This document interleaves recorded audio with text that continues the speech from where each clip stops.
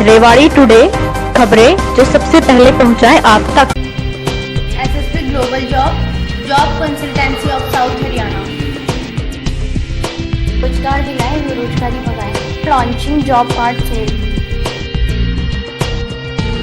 आज रेवाड़ी टुडे में हम आपको मिलवा रहे हैं वार्ड नंबर 23 से नगर परिषद का चुनाव लड़ रहे निर्दलीय उम्मीदवार देवेंद्र शर्मा से, जिनसे बातचीत कर रहे हैं एसएसपी टाइम्स के संपादक पवन कुमार। देवेंद्र जी, आप 23 नंबर वार्ड से नगर परिषद चुनाव लड़ रहे हैं और आपका वार्ड एक तरह से रामपुरा से नज़दीक भी जुड़ा हुआ है, जो शहरी नगर परिषद के अंतर्गत आता है। इस वर्तमान परिस्थिति में आपके वार्ड में दो पार्षद हैं। एक पार्षद वो है जो जनता ने चुना और एक पार्षद वो है जो नॉमिनेटेड पार्षद है। तो मुकाबला उन दोनों में बड़ा टफ है। ऐसी परिस्थिति में आप भी नगर परिषद चुनाव लड़ रहे हैं, तो आपको कैसे लोग समर्थन देंगे? दोनों जो पार्षद हैं, वो एक जो पार्षद है भूपेंद्र गुप्ता, वो पिछले 5 साल से वर्किंग में है और एक है लगभग 20 साल से। तो दोनों की जो कार्यशैली है वो एक दूसरे पे डालने की है कि मैं ये काम करूंगा तो वो उसरे ले जाएगा, मैं ये काम करूंगा तो वो उसरे ले जाएगा। काम किसी को करना है नहीं। यानी आपका कहने का तात्पर्य ये है कि दोनों पार्षद एक दूसरे को काम नहीं करने देना चाहते, उसका फायदा है वो आपको मिलेगा। जी जी। अब हमारी मेरी जो एक्चुअल जो पॉलिसी है वो है सिर्फ काम करना, वो आउटपुट मिले या ना मिले। मेरे एफर्ट जितने ज़्यादा मैं अपने हिसाब से या जो भी आरटीआई के थ्रू या मेरे जो पर्सनल लिंक है उनके थ्रू जो भी आउटपुट मैं दे पा रहा हूँ मैं देता हूँ। आप टेक्निकल बंदे रहे, आप एमटेक हैं और आप अपनी कंपनी भी बाउल में चला रहे हैं, फिर वो चीज से एकदम माइंड को डाइवर्ट करके आपने चुनाव का मन कैसे बनाया है? दरअसल एक यहाँ हमारे यहाँ नाले बने थे बरास रोड पे, दोनों तरफ नाले बने थे, तो उनका जो कंक्रीट जो रेशियो था वो थोड़ा सा डाउटफुल लग रहा था। तो बनने के बाद वो कभी एक दूसरी जगह टूटा, तीसरी जगह टूटा। उसके बाद उसकी जो स्पेसिफिकेशन है वो मंगाई गई, मतलब आरटीआई के थ्रू वो स्पेसिफिकेशन ली गई और स्पेसिफिकेशन लेने के बाद फिर उसका मेजरमेंट कर लिया, पैमाइश वगैरह हमने करके, तो उसमें पता लगा कि 176 मीटर जो नाला था वो उन्होंने बनाया नहीं। उसके बाद उसकी कार्रवाई सीएम विंडो पे डाली। सीएम विंडो के बाद फिर उनका दबाव भी आया कि जी आप वापस ले लो, कुछ सामाजिक दबाव भी आया। तो मैंने कहा जी आप इसको कंप्लीट कर दो, मेरे को कुछ नहीं चाहिए, आप इसको जहाँ जितना रेशियो होना चाहिए और जितना आपने छोड़ा है वो कंप्लीट कर दो। तो उसके बाद उन्होंने लगभग 100 मीटर के आसपास ये फाटक के पास दोबारा बनाया। टोटल कॉस्टिंग अगर आप लगाएंगे तो लगभग 25 लाख बैठती। तो 2 पार्षद होते हुए उनके आगे लगभग 200 मीटर आप मान के चलो, 200 मीटर का नाला बना ही नहीं है, फिर ये क्या काम कर रहे हैं? अब ये जो नाले की आप बात कर रहे हैं, रेलवे लाइन के साथ साथ जो नाला है और लगभग रामपुरा और हंसनगर का लगभग जितना गंदा पानी है वो इसी जगह पे जमा होता है। जो जमीन तो रेलवे की मानी जाती है, लेकिन पार्षदों को कम से कम ये करना चाहिए था, ये गंदा पानी यहाँ जमा होने की बजाय इसका रास्ता दूसरी तरफ मोड़ा जा सकता है। एक्चुअली जो गंदा पानी है वो इसी कॉलोनी का आता है, जो हंसनगर है। हंसनगर में जो आप सीवरेज जो लगे हैं, सीवरेज के पाइप जो हैं वो साइज में छोटे हैं और वर्कलोड ज़्यादा है, मतलब उस पर लोड ज़्यादा है इनका। तो लोड होने की वजह से लोग क्या कर रहे हैं, पीछे रास्ता निकाल दे रहे हैं अपने नालियों के, तो वो पानी इकट्ठा होकर वो फिर आगे जा रहा है।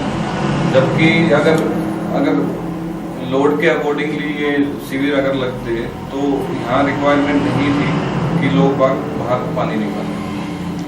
अब राम अवतार छाबड़ी जी हैं जो लगभग 2000 से नगर पार्षद रहे हैं और लगातार तब से पार्षद ही हैं, तो उनकी जो वोटें हैं वो एक तरह से फिक्स है। कहते हैं जो सिटिंग पार्षद होता है उसकी एक परसेंटेज होती है, वो परसेंटेज लगभग उसकी होती है और जो नया चुनाव लड़ता है उसकी शुरुआत 1 नंबर से, 1 गिनती से होती है। तो उस हिसाब से आप राम अवतार छाबड़ी से मुकाबला कैसे कर पाएंगे?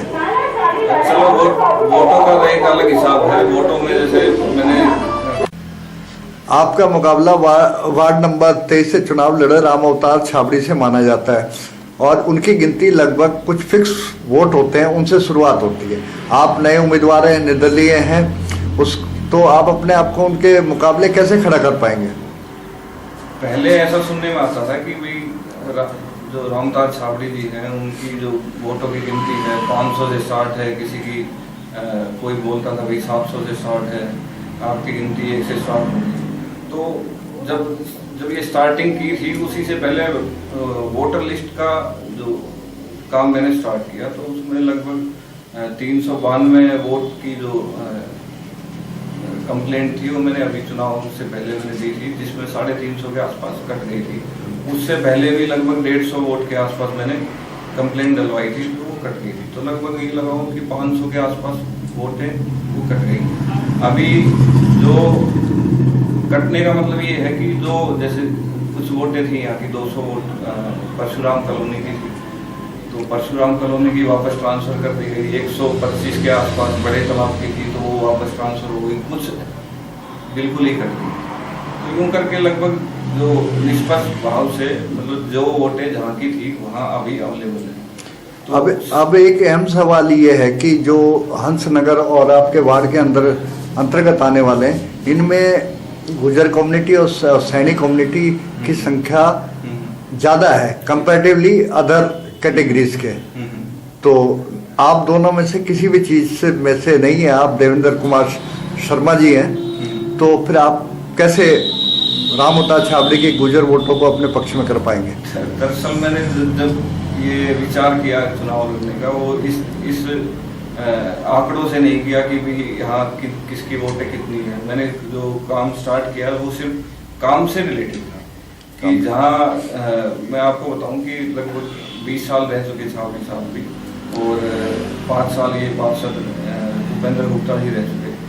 तो मेरे फादर सुबह 5 बजे जाते थे, तो जो कचरा जो था एक बैग में डाल के, और कंपनी बाग के सामने एक डस्टबिन होता था तो वहाँ डालने जाते। तो 20 साल में वो जो डस्टबिन है वो फाटक क्रॉस नहीं कर पाए। तो जब ये स्टार्ट किया तो सबसे पहले एक तो ये नाले का काम किया था जो 25 लाख के आसपास का जो बंद कर चुके थे और इनको पता भी नहीं था।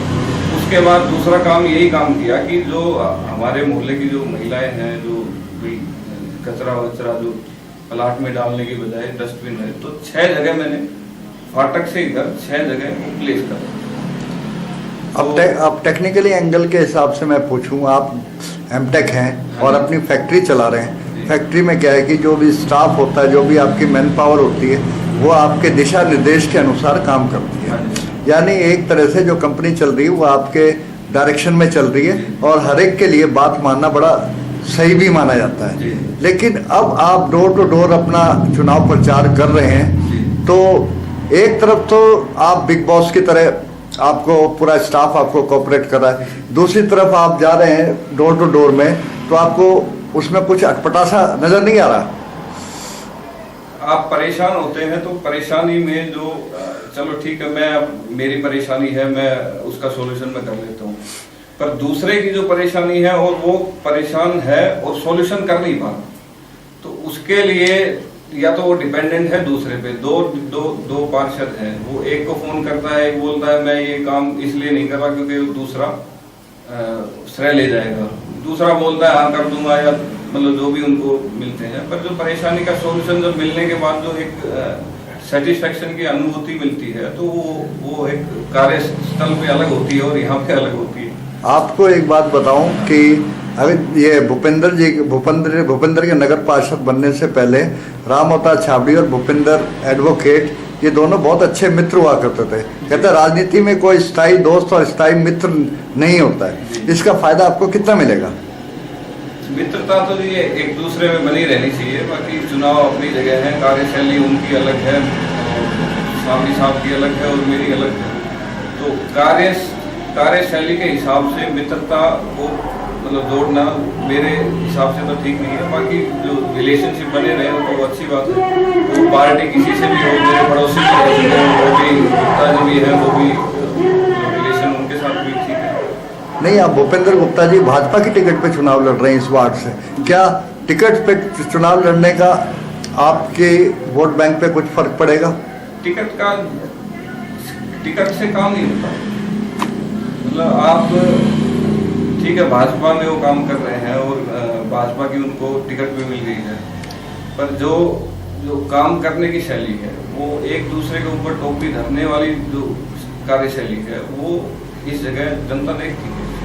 लोग भी पहचानते हैं कि ये काम हुआ या नहीं हुआ। अभी पिछले बरसात की बात है तो पूरा जो कंपनी बाग है, हंसनगर है, सारा भरा हुआ था बरसात के टाइम में।